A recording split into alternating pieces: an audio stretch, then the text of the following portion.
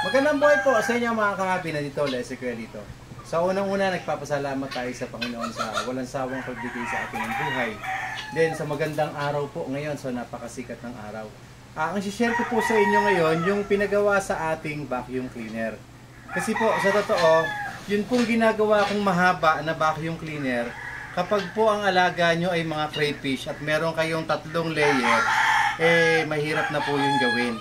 Kaya po yung ginawa natin ngayon, ito po ay para dun sa ating co-hobbyist. So shoutout po kay Sir Winner ng Davao. So ang ginawa po natin sa kanya ngayon, dahil po yung kanya pong trapand o yung kanyang concrete pand po ay 3 layer na mahihirapan po para dun sa mahaba ay pinaiksi natin.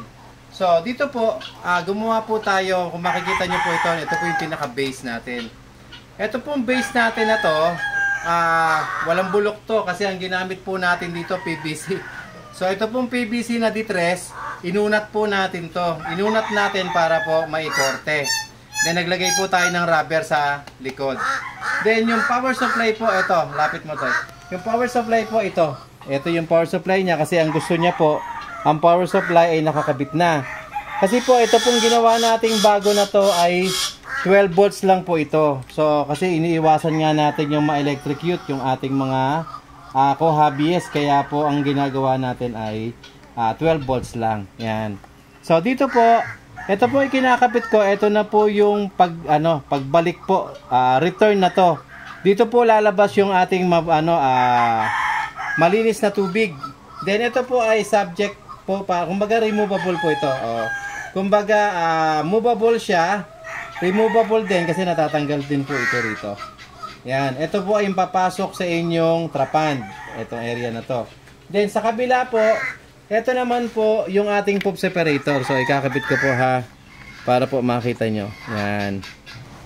So dito po sa ginawa natin na to, medyo kakaiba siya kasi po, ang motor natin ay nasa labas. Then ito naman po yung ating pinaka gun. Handle po ito. Handle kung saan ito po yung inyong tip. So, ito yung panlinis. Yan. Then, pag gusto nyo pong habaan to, meron tayo extension. Ito. So, ito isa, ikakabit natin, tapos kakabit natin to. So, hahaba na siya. So, medyo mahaba-haba na po ito. Kung ang trapand nyo po ay nasa 4x2, so kayang-kaya na nito. Yan. Then, dito po, papakita ko po sa inyo. Ito po, paiksiin ko lang ha. Ang dulo po nito, ito po yung hose natin na flexible. So, 2 meters to. Ang haba nito, 2 meters.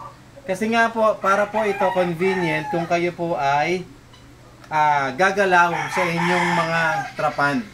Anyway, pakikita ko po sa inyo, no? Ito po. Isasabit ko po dito ha. Yan. Kunyari po, ito yung inyong trapand. Ganyan po yung itsura niyan. Ito pong return papasok. Ngayon, ikakabit po natin muna sa power. So, dito ko lang po muna ilalagay ang power ko.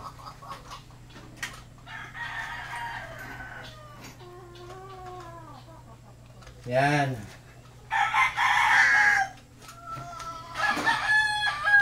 So, ito pong ating gun. Ito po yung panlilinis natin sa loob. Tapos, nandito po yung switch. Tayo pakita mo. Nandito yung switch natin sa ibabaw. Yan. Actually, yan, pinaandar ko po. Ito po, kumbaga, ang nakikita ko lang disadvantage nito, maingay ito. Kasi ang motor natin nasa labas. So, hindi katulad nung mga submersible. So, dito po, ito po, ibababa ko dito. Ngayon, ito pong ating handle dito. Ito pong handle dito, lapit mo to. Itong handle dito, actually, pwede nyo rin to i-pump. Pwede nyo rin po itong gamitin, i-pump. Yan, para pumasok ang tubig. Yan. Makikita nyo po yung dumi. Yan na po lahat ng dumi. Dito, pakita mo to dito sa loob. Yun po yung malinis na tubig. Yan, dyan po lalabas yung tubig na malinis. Ngayon, dito naman po sa loob, yan, kung makikita nyo po ito, yan o. Malakas sumipsip. Yan. So, Nasisip-sip niya yung dumi sa ating mga trapand o sa ating tank. Napakita mo naman dito, Toy. Yan. Yan po.